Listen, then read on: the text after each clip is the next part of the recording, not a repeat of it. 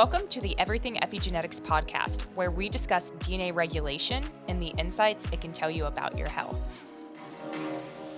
I'm Hannah Went, and I'm the founder of Everything Epigenetics. Today, my guest is Dr. Jeoff Drobot. He is an expert in longevity and epigenetics, which will be our main discussion today.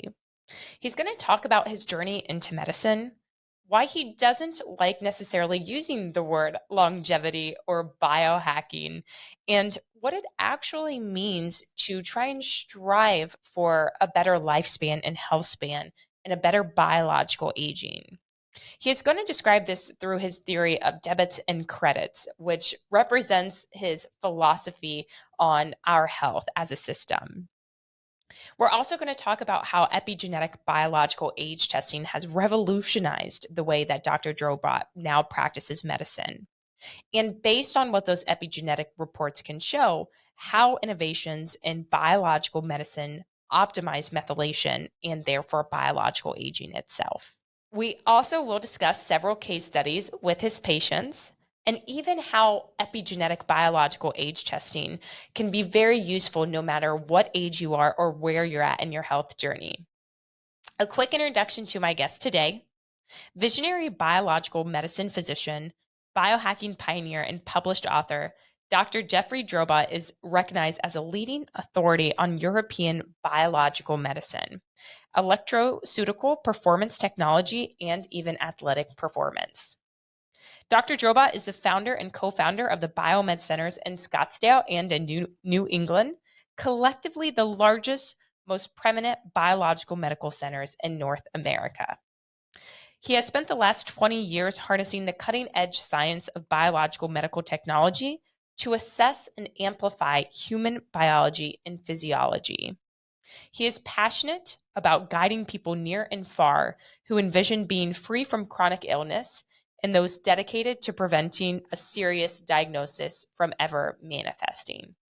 And now for my guest, Dr. Jeoff Drobot. Welcome to the Everything Epigenetics podcast, Dr. Drobot. Thanks for being here today. Absolutely. Yeah, I want to just go ahead and hop right into it. Start with maybe a little bit about your background. You know, you're really an expert in this area of longevity-based medicine. I know in the past you regularly, or maybe still do, work with a lot of athletes, some elite athletes. But how did you actually begin your journey into medicine, and even, you know, more specifically longevity-based medicine? Geez, that was a million years ago. So I grew up like this, I guess is the way to say. So my mom was still is a beautiful person, and she was starting the holistic nursing program back in Calgary, Alberta, Canada, before any of this was cool. And so growing up, I did a lot of very strange things that now would be considered very cool, but back then was strange. You know, even ordering her own supplements, you know, in grades 8 and 9, like she would give me a magazine and we'd be able to order our own multivitamins and sports supplements. And then we were doing meditation classes and sleeping under color lights, different frequencies of lights. And so that led me up until exercise physiology in college. And so then I went through 4 years of did my Bachelor of Science in exercise physiology. Then, you know, had never had a problem with school, so I had to do something, didn't know what I was going to do. And then had a bunch of scholarships. So one was to do medical school. And so I was going to go do medical school in Canada, and then was talked into doing naturopathic medical school because people knew that I liked working with athletes for my exercise phys program. That led me down to Portland to a private school called, at that time, National College of Naturopathic Medicine, did 4-year medical degree there, wrote my boards, primary care physician stuff. And then, again, that was 24 years ago, then realized they were doing a bunch of innovative stuff in Europe, spent a bunch of time with my backpack, going back and forth over to Europe, and Asia, and Russia, and picking up different techniques that they were doing that nobody was listening to, trying to bring them back to North America. And voila, 20 years later, and built a big clinic in Canada that was doing a bunch of this kind of stuff, and then didn't like the snow and built a big clinic in Scottsdale, and then built another big clinic in Rhode Island. And yeah, I guess this is just what I've been Uh, doing forever, it y- seems, and waiting for everybody else to want to do it with me. And now I'm starting to see like a little bit of that, including your company, like a little bit of that.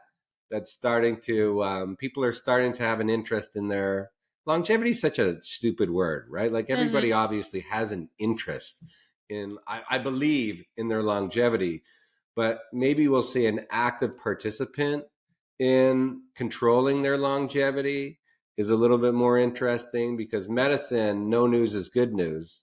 And in longevity, the more data, the better.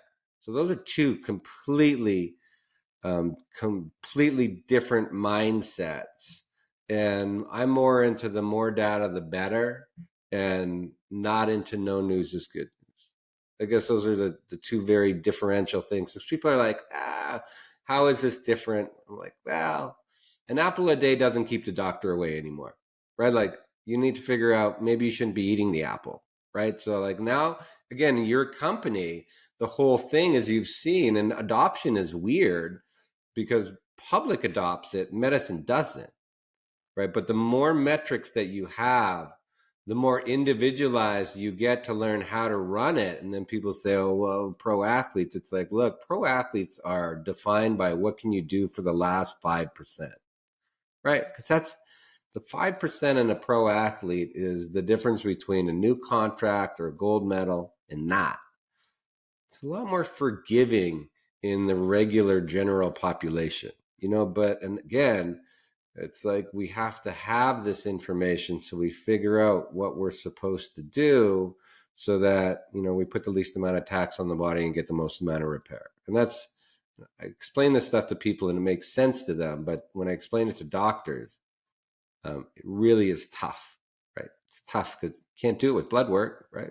Well, Yeah. what am I supposed to look at? It's like not cholesterol anymore. So like we're supposed to look at some other metrics. Yeah, definitely. No, super interesting background. I didn't know any of that. So I'm glad that you Mm. expanded on that and have really been, you're just like living your life. You have been surrounded by it your entire life. So I think that's really neat and interesting and a different take. Exactly what I wanted to get into though is what you just mentioned, Dr. Drobot. I know you teach your patients and clients about, biological age in terms of environmental debits and credits and things like that. So with thinking about even the epigenetic biological age testing that you're doing, we don't have to guess about what's affecting each side or these pushes and pulls. It kind of takes that guesswork out. Like you mentioned, the more data, the better. And I couldn't agree on even more with that statement. But yeah, talk a little bit to me about how epigenetics is an integral piece of how you practice biological medicine today. So if you want to describe kind of your outlook there, I'd love to hear more. I mean, I've always been into, not the first test isn't important, the second test is, right? So that, like, as I go along, I mean, I always had this interest and surround myself with a bunch of technology. And it looks confusing to people walking in. It looks like a spaceship, right? They come in and they say, well, I think I could do that with vitamin C. And I'm like, I hope you could, but I haven't seen it. So, like, you can tell me this, because when we're looking at, testing, the first test is like where you're at, and then nobody wants to do the second test because it's hard to move the number. And so they're Mhm. like, oh, you're doing great, just keep doing what they're doing. And I get paid to move the number. And in order to move the number, you need to have everything, because you have to practice. Medicine is still a practice when we're practicing on people. And boy, like, I've practiced on tens of thousands of people. And like, I'm a little older now where I don't romanticize what might work. I want to see it. Like, I want to see it actually work, and I want to hear it from the patient. So when we're saying like epigenetics, and we're just saying, how do you change this environment to get the next test to look better? And people complicate that. Like, again, I call it age accounting when people call it like a whole bunch of biochemistry, which is fine, but like, nobody can understand biochemistry.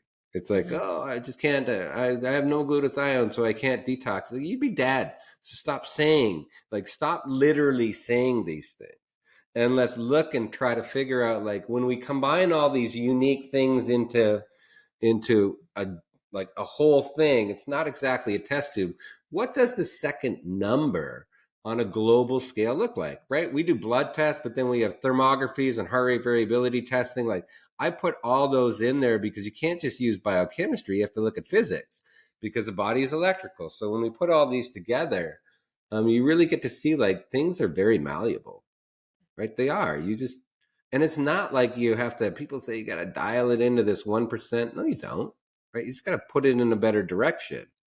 And you got to take out what's detracting, and you might have to add.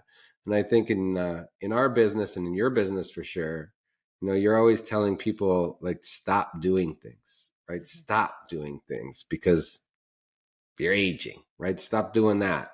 And in my business, it's like they want to know what they can add to get it done faster because um, people are smart now. Like they would rather. I always say you practice longevity or pay for longevity. Those are the only two things you do. So practice takes a long time, and you should do that. Which again, in your deal, it's like you take a few things and you rest and you do exercise and you eat, towards your genetic makeup. And then it's like, or you pay for it to move that number a little bit more. And ultimately, you do a little bit of both, right? You're not trying to pay something and then living in Vegas every single hour. That's not going to work, but you'll have a good time and a good story. But again, it's, in my business, it's getting a result and getting the number, which is really interesting, because I like to look at testing and I like to see change. Yeah, definitely. I think I'm definitely practicing in pain a little bit for it at the same time, right? Practicing, and you said it's probably a healthy balance of the two, but practicing through lifestyle factors, sleep, stress. Everybody makes that voice and that face, right? Yeah. Nowadays, and like, again, that used to be very innovative 10 years ago. And now it's like, doing meditation, I'm doing yoga, some Pilates once in a while, I'm intermittent fast. You always say it with that voice and that face. And that's where that conversation has gotten to. But a lot of things like that's a pretty good day. But Yeah. now we're, with the advent of what we're doing right now in exposure, people are like, screw that stuff. Anybody can do it. I want to know, I want to know the next thing. Like I want to be able to sleep in a hyperbaric cocoon with like red light bathing my entire body, and then I'm going to see a result. And they always miss your company in the sense like, yeah, did you test to see what that's actually doing? Or like, Hmm. are you guys doing this to actually look at the result, or are you doing it to post on Instagram that you're doing it? I guess that's Yeah. my thing, right? So I again, data, every animal, we're mammals. It's all a little bit different, right? You got to see like, was that the right exercise for that particular breed, or did we detract from that? So again, Yeah. testing, testing, testing.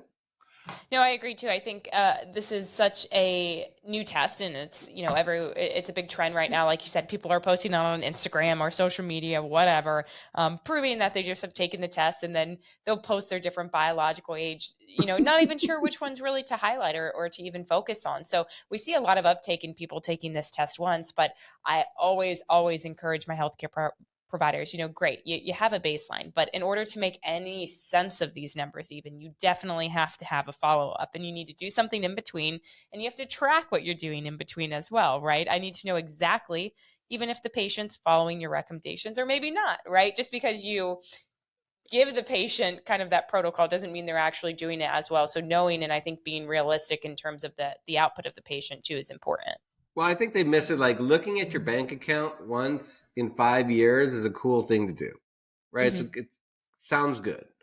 But nobody in that financial world, like you have to look at your health as an investment, right? It is like, it isn't going to run by itself anymore. Like maybe it did 20 years ago, like where we could kind of be passive. And as long as we did, the things with our crooked faces with meditation and eat well and eat organically, hey, it's kind of a passive process. But with the advent of like the environment and the amount of digital work we put on the nervous system now, you got to have an active process, which means like, would you want to look at your bank account like once every year and try to plan your retirement off of that? That's crazy to me.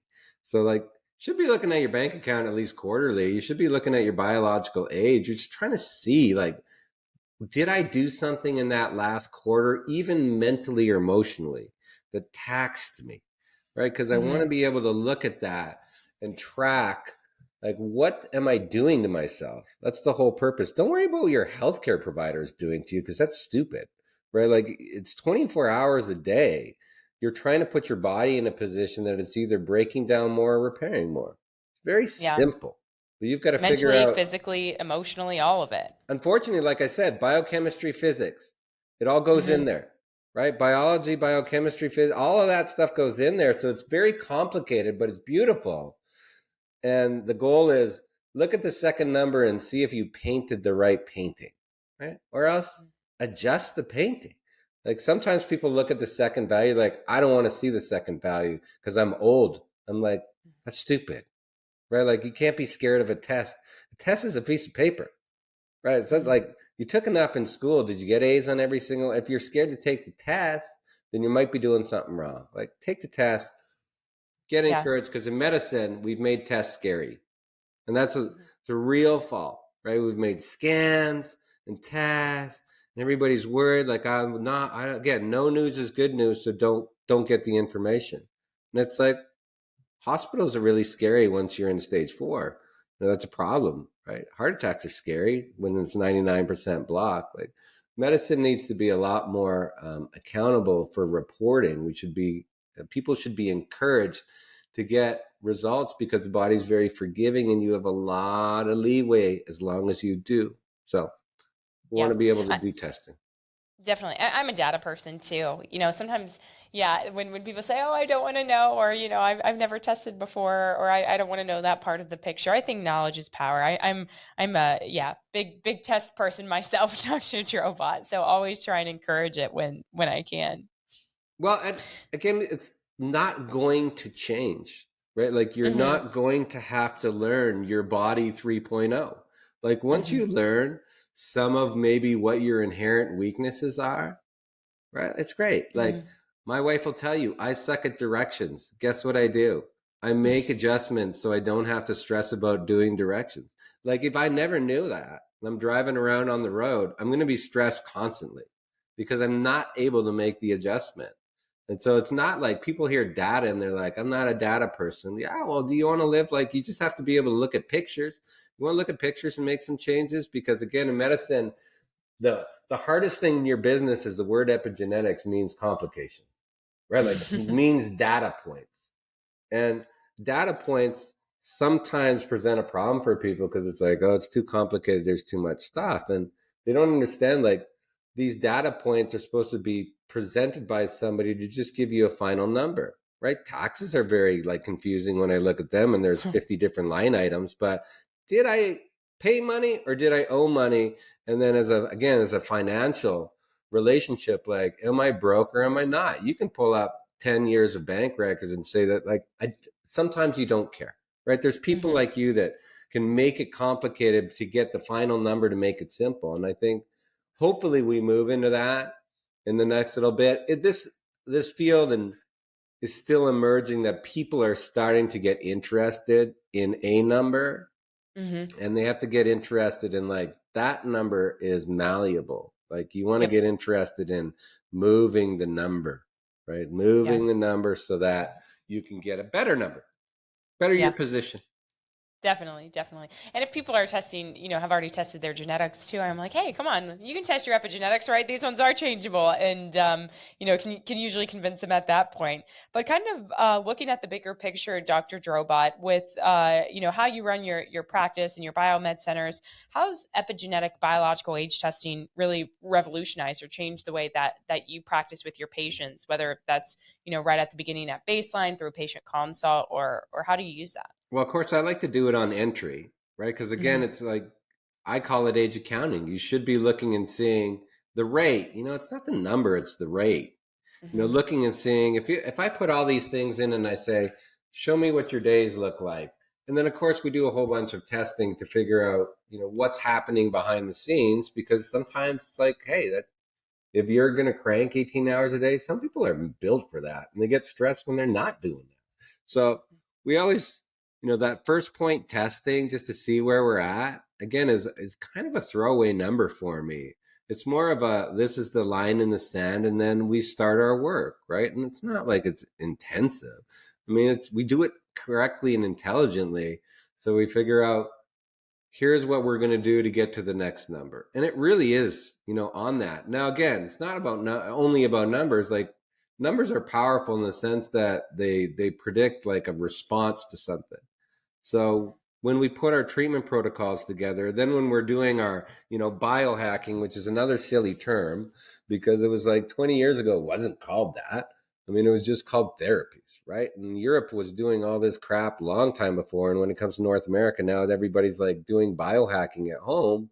And we're still like influencing what's the best environment and position we can put the body in to get it from breaking down into less breakdown or more repair. So I use it at any point. If you come in and you're truly interested in health, right? Mhm. Health.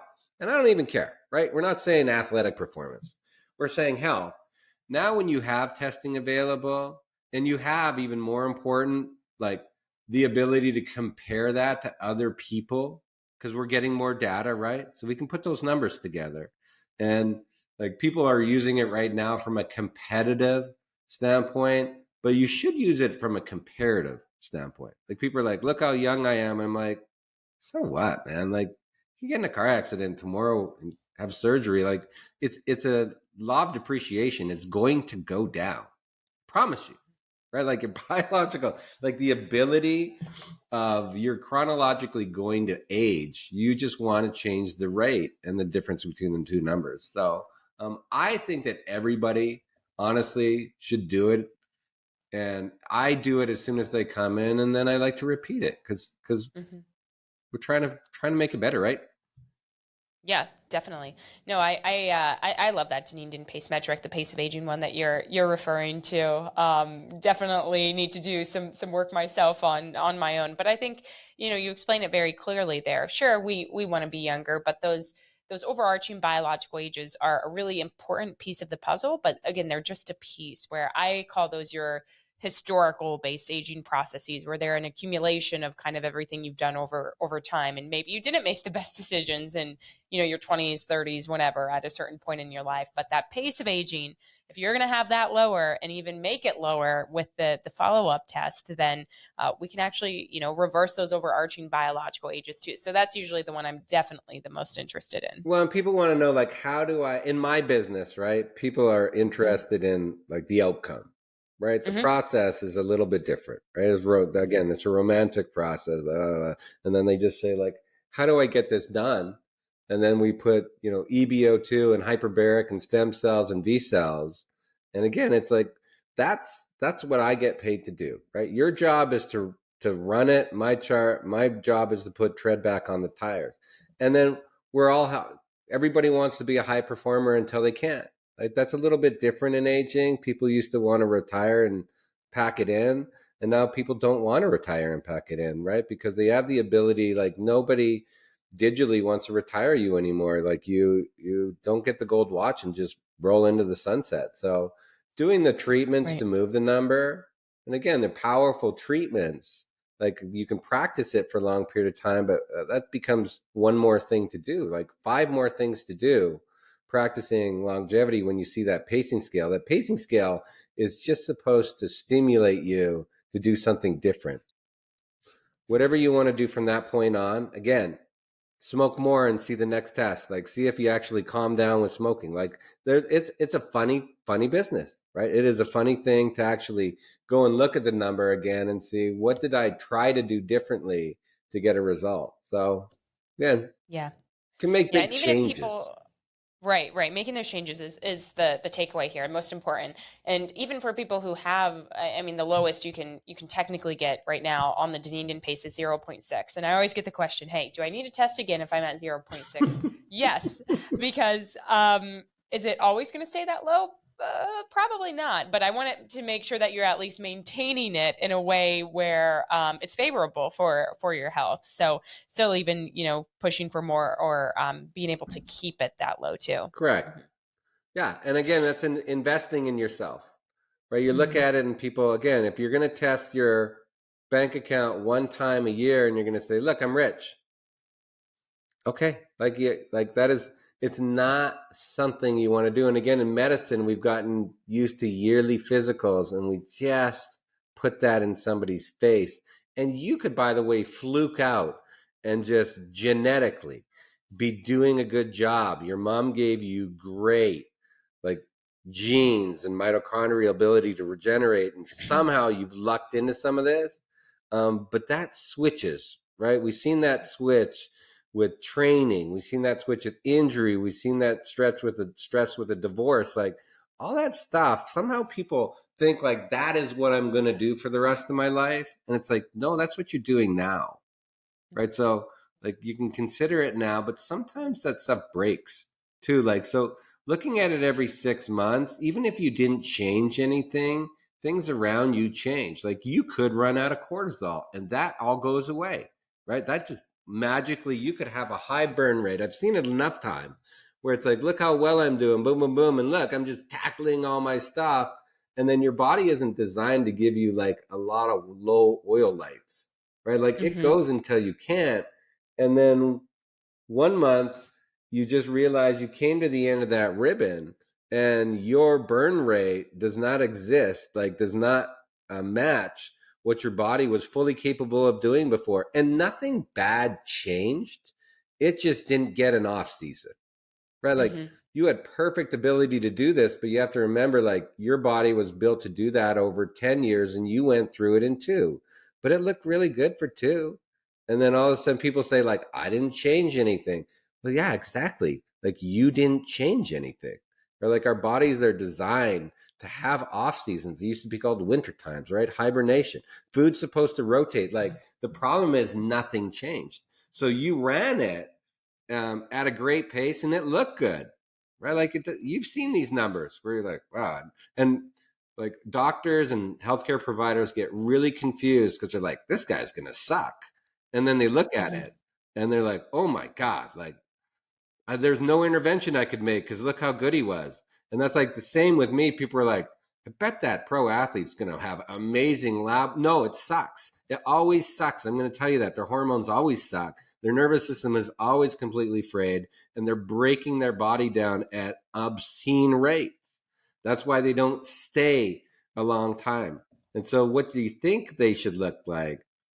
It doesn't. Like you can look at a bunch of people and they look have bounds full of muscles, and again, like it's terrible, right? The machinery is grinding, and so again, looking at the number is not like a gold star or not a gold star. Right? It's an opportunity to keep looking at Hmm. the number to you so you can manage it over a long period of time.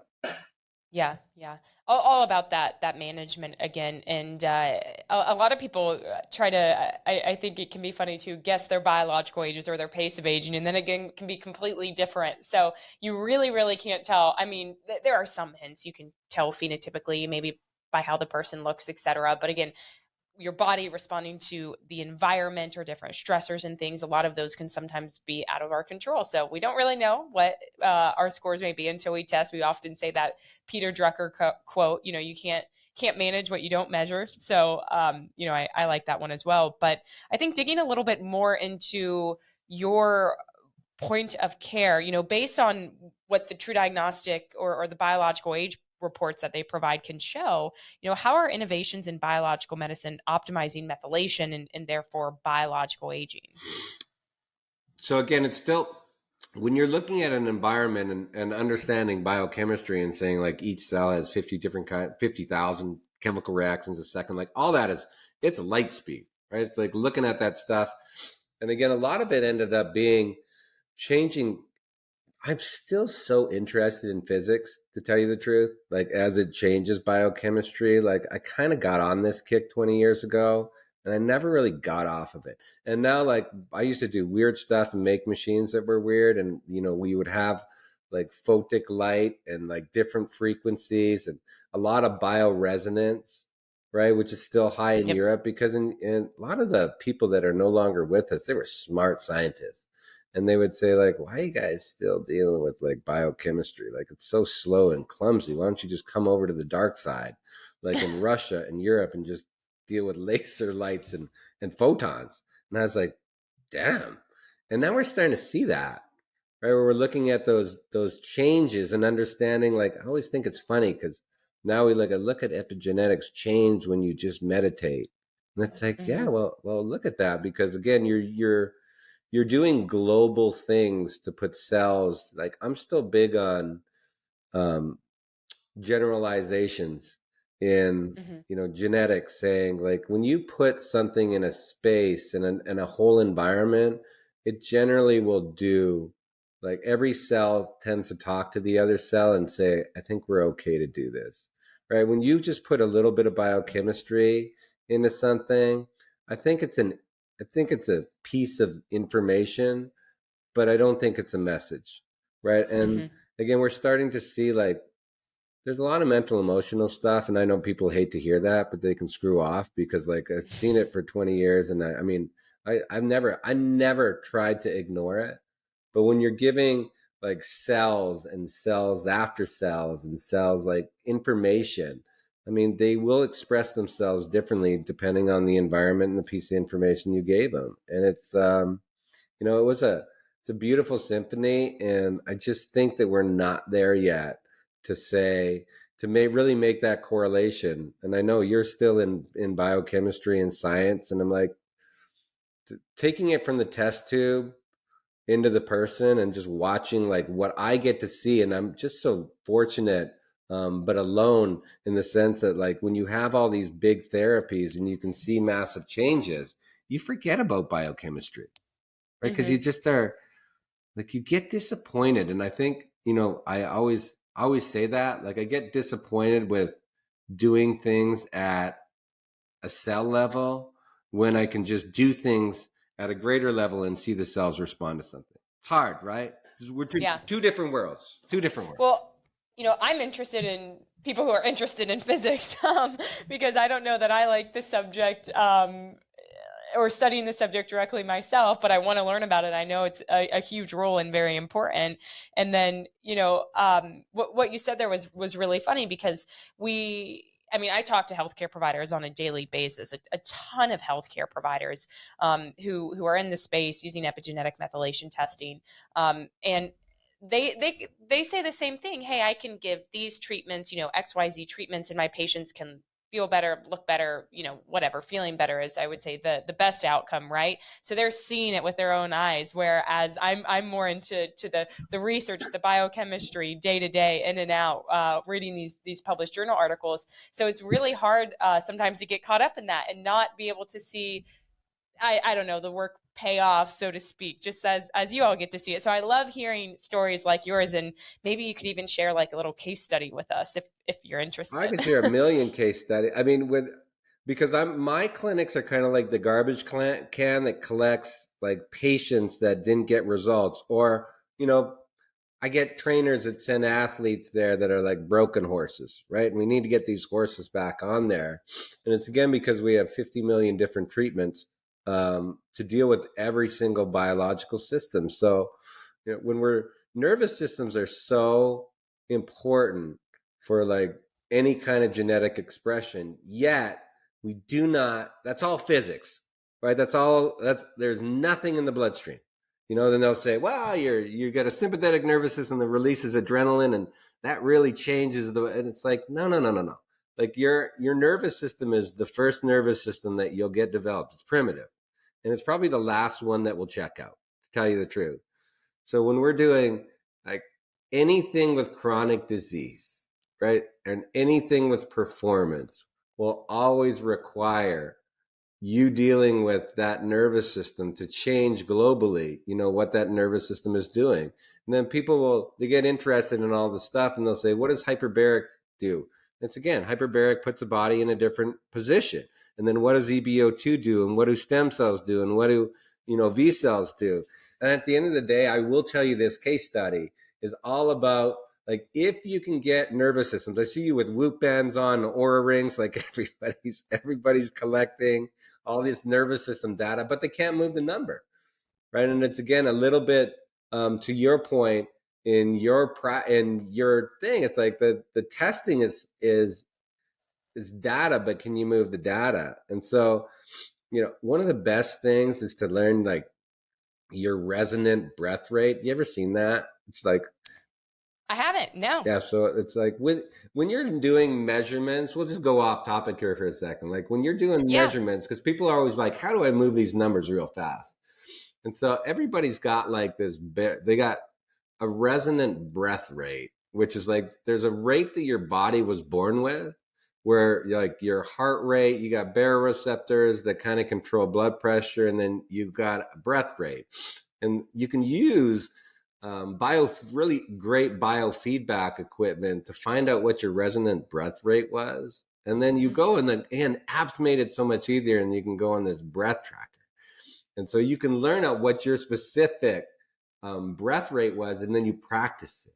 And then you get to see like your whoop band and aura ring explode with like, I put my body in the best physiological shape. And again, for you, it's a little bit, it's genetics, right? There was something to that said, please follow please follow this program. If you follow this program, then these cells know what to do because you've rung the dinner bell. And so they're like, hey, we're in our space, right? We're in our thing.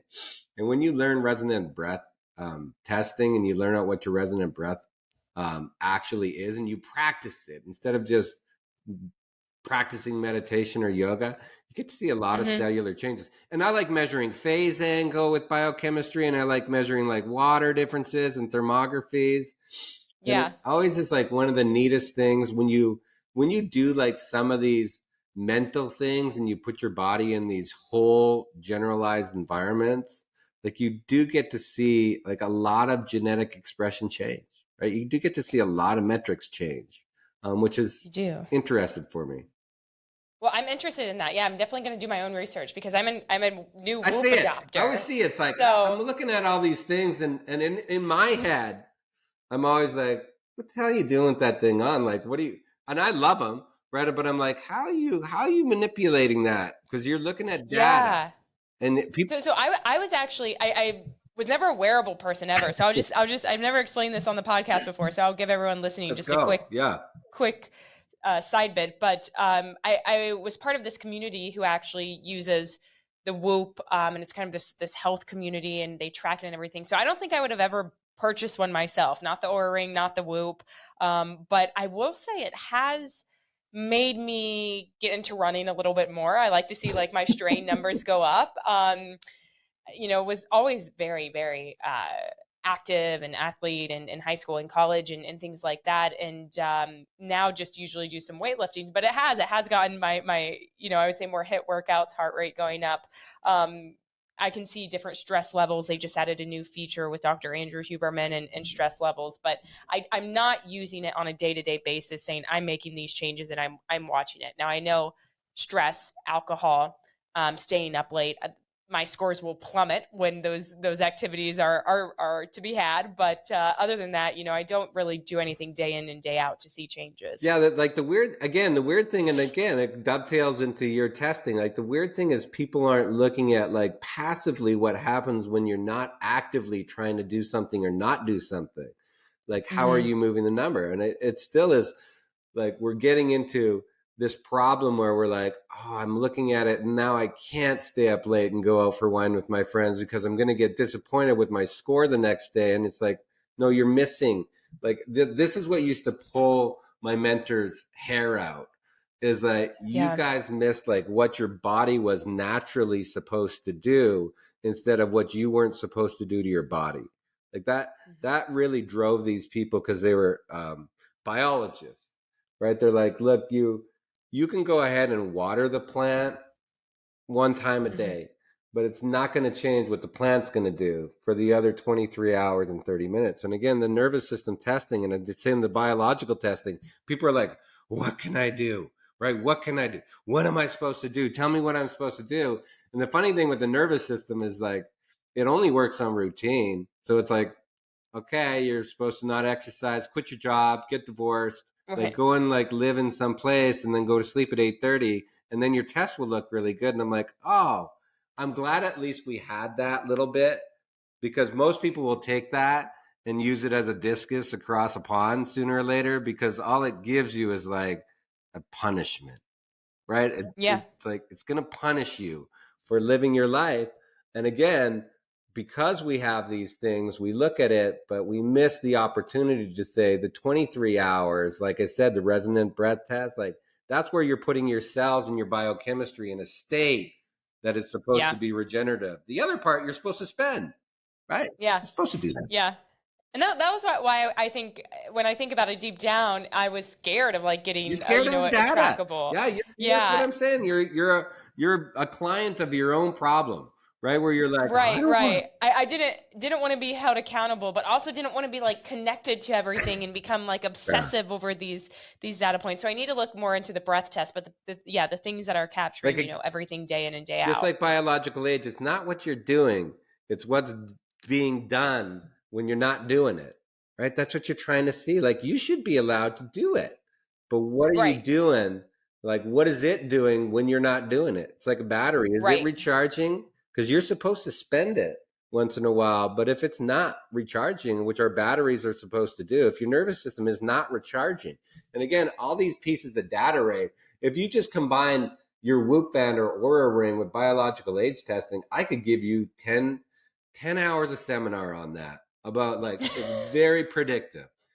But again, the Hmm. same thing happens. You can't be scared of that data. You're just not looking at it in the right way. You're looking at Yeah, it at a finalized point instead of learning how do you manipulate the number passively, not actively. Or else, you know what actively you have to do with your nervous system? Not do it. And then again, what'll happen is I'm not going to wear it on the weekends. Oh, why aren't you wearing it on the weekends? Oh, because I like to have fun. Like, oh, isn't that the best part of your life? Yeah, the best yeah, part. Well, shouldn't that be accounted for? No, I only wanted to see when I'm like not yeah, having fun and in my routine. And it's like, well, that's not really helpful in life, right? I'd rather see what yeah, my number ends up being and move my biological age value considering the life I want to live, not like yeah. what this test says I'm supposed to do. So, for the I'm readers, guilty of it. I've taken it off a couple times, cheaters, just a I couple, call just a that couple. cheaters, right? That's what I say. Like, people be like, I'm going to go through a 3 month fasting program and do my biological age. And I'm like, well, you better stay on your 3 month fasting program for the next 30 years because, like, I'd rather you go and tell me exactly the life you want to live. Do it for Right. 3 to 6 months because people want to test it after 3 weeks after a cleanse, and I just laugh. I'm like, it's not the pace. Nothing's changing after 3 weeks. I'm sorry to tell you that, but like Yeah. nothing changed. But go live how you want to live for 6 months. It's like your financial advisor say, tell me what your spending rate is for 6 months, and I'll tell you how long you can do it for. And then it's Yeah. always like, All about balancing, having a good lifestyle. Yeah, not being hard on yourself, but I like it. Yeah, don't turn away from the data. Now I will switch it sometimes on my arms because I've been getting some pretty bad tan lines on that's the good. one. But no, I am going to start, keeping it on completely again. Only have slipped up like once or twice. Really figure out, do the things I want to do, make a life out of it, and then be able to understand how to passively manipulate the data. Right? I like how you said passively because you don't want to actively be, pulling up the app every hour. Where's my stress level here? Where's my stress level here? Like that just makes me nervous talking about that. It's So Yeah, yeah. it's a dangerous thing because then again, people will come to my centers and I'll say, keep it on. And after 2 days, I'll be like, watch me manipulate the data, for a positive Hmm. thing. Like, watch me put your body in a great state. And they'll say, well, do I have to live at the clinic? No. Like, you just have to put your body in this great state. Like, and they say, how Yeah. do I do that? And I say, stop looking at it, right? Like, go Hmm. ahead. If you learn, like, it's just learning a different language, right? If you learn this language, Hmm. it's really difficult to start learning a language. But once you become fluent in it, like, it's a good language to learn. And learning Yeah. like different language for your body so that your genes express themselves a little differently, like those are just languages. Just trying to teach your body a different language, and then it keeps it in there. It'll learn it for a long period of time. Yeah, no, I like that. So, maybe switching gears a little bit, Yeah. all of this is interconnected though. One of the questions that I get a lot, or I would say, our support team and just kind of general inquiries is, hey, feel like I'm too old for this epigenetic methylation testing, or, how does this testing help me if I'm this old in terms of preventing cognitive decline, or whatever kind of issue they're wanting to attack. So what would your response to them be? I think hearing it from you would be good. I mean, I hear. I never get asked that question because I think it'd Oh. be chuckled because the people, again, different population, right? They come into me Hmm. because they don't want that outcome. Like, what do you want me to say? Like, yeah, let's get the testing and just we'll find out that you're too old. Like that doesn't, like, again, there's a lot of variation, and we know that because like we can make a lot of difference in a period of time. And looking at it at any age, is always going to be predictive of disease, I guess is what we should say, right? Older cells tend to break down and do different things than younger cells. And if I was 90 and still aging at a different rate, that's still important because you got to remember this isn't like people mess it up saying like this is what you've grown over a period of time, right? Which means like this isn't something that's just happening and like, oh, you're 90, yeah, you're going to get dementia. It's like, look, all of these things, especially in expression, it's like anything can change depending on the inputs that you give it, right? Like we have Right. a we do a wonderful thing. It's a company called Cerebral Fit, right? It's a bunch of Hmm. stuff for Alzheimer's and dementia. And then we measure EEGs, and people be like, "Look, my brain is like this. It's just because it's an old brain." And I'll be like, "Watch this, right? We'll use some light and we'll use some audio visual entrainment, and then we'll be like, look what your brain just did." And I mean, I guess it's the problem of showing them this can change, at any age. Like it really can. Like it can change. It might not be at the pace, but then it's just a practice, right? Like, hey, Hmm. I want to be moving around at 85. Like I'm not going to be 25, but I don't want to be moving around like I'm 97 at 67. But it's very easy. And I think people like listening don't understand like this is a process, right? This happens over time, right? Like you're grinding it, and so you should want to look at it and you always want to make an improvement. Yeah, definitely. Yeah. Why wouldn't you? You want to improve. What you're hinting at there is improve your lifespan, right? Sure, live however long you want, but I don't want to live long if my health span is also not Well, people increasing say at a like, faster why would rate. I do the test? And I say like, are you still breathing? Oh yeah, oh yeah, okay, then you want to do the test, right? Like that's it. Yes. Like that is enough of an answer to me. If you want to stop breathing, then don't do the test, right? Because then you can just take it into your own. Like if you don't want to be active, and it's not even like doing a bunch of things. It's like again in my business, people come here because maybe they've overspent, right? Maybe something either, we'll say disease wise or just performance wise or longevity wise, we might have overspent to get something. And so they Yeah. pay me again, you either practice it or pay for it. They can pay for it to get some quick results, but it's still like a management game, right? Like they're still Yeah. like Yeah. looking at it. I have lots of 80-year-olds that you would be dumbfounded to know that they're 80. But you know how long we've worked? 10 years. Now they'll tell you Yeah. not that much, right? Because I didn't like, they're not doing anything. They're just doing different things. And sometimes they have to show up. But I'd put those 80-year-olds like on a front line against a lot of 65 Oh year yeah. olds. Yeah. No, that's amazing. I was going to assume you were going to say that they yeah, appear to be, much younger physically, emotionally, mentally, etc., biochemically, right? They're even proving And them I think, that to you as like, I well. think even more importantly, educationally, they're a lot younger, right? Because they're not Mm. scared of mortality because they're controlling it a little bit, right? Right. Yeah. And I think that, Yeah, yeah, I, that's going to be my response though is, hey, I'm scared to take this test. I'm going to say, are you still breathing from Dr. that's Drobot? it. And then they'll say, Sam, what the hell are you doing getting old? Like, why? Like, I get a lot of referrals. Like, hey, Bill told me to come in here. I don't know what the hell you do, but Bill's like still doing this stuff. And it's like, well, Bill's made a couple changes, and it's not like he's gobbling tons of supplements, but he's also not gobbling tons of medications. And again, Right. It's a craft. As you get older, you get a little bit more luxury to do whatever the hell you want to do and say F you, right? Like, you don't Yeah. tell me what to do. And I really like that, right? You don't have obligations. You're not raising kids. You're just like, I'm focused 100% on me. And it's like, Yeah. good job, Bill. Like, just go You ahead and are. do this, right? And then You are. they look good. I'm proud of them. And it's not one, by the way. Like, people say, Hmm. well, I got one. I'm like, no, I've got an army of them. And they will never leave because they see the alternative. As you get older, people say, like, when does the testing become important? When you start to look around and you see people that are not the same, and it becomes unattractive. And that ends up being at 50 now. When I started medicine, maybe that was 65, 70 that your friends started to fall apart.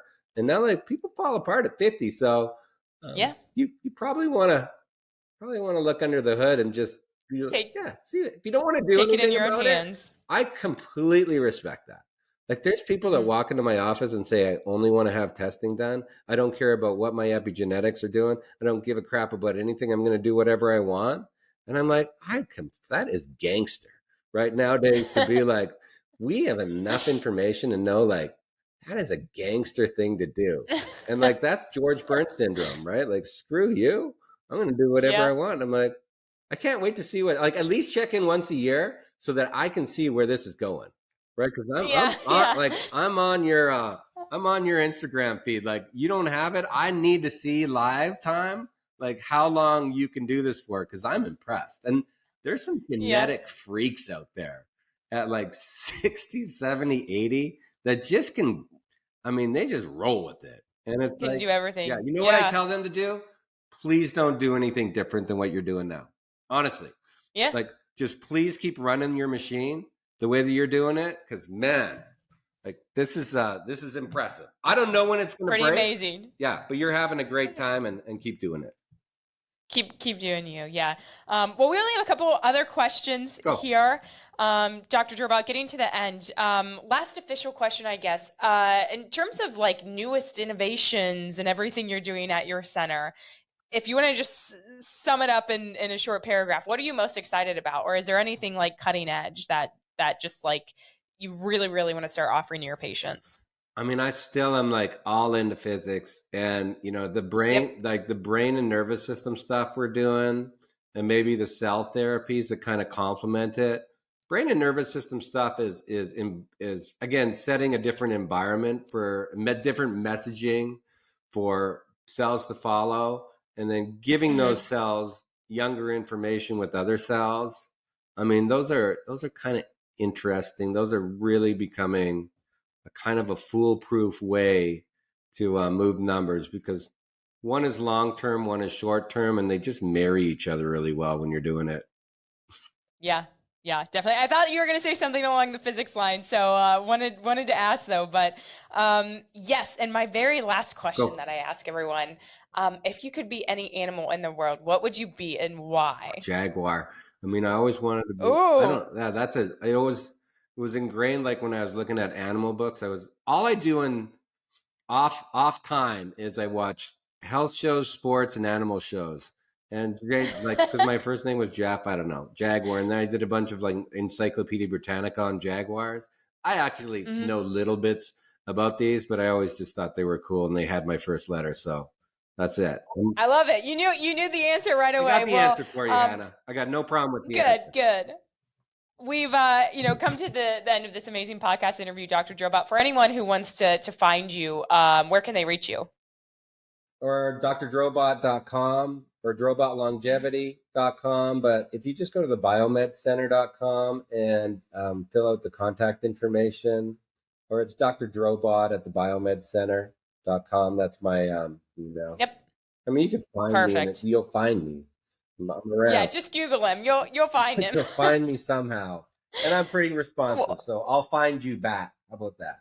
awesome. Yeah, well, I'll tag you on social media and everything as well. But thank you so much for everyone who's listening and joined us at the Everything Epigenetics podcast. Remember, you have control over your DNA, so tune in next time to learn how. Thanks, Dr. Bye, Drobot. Anna.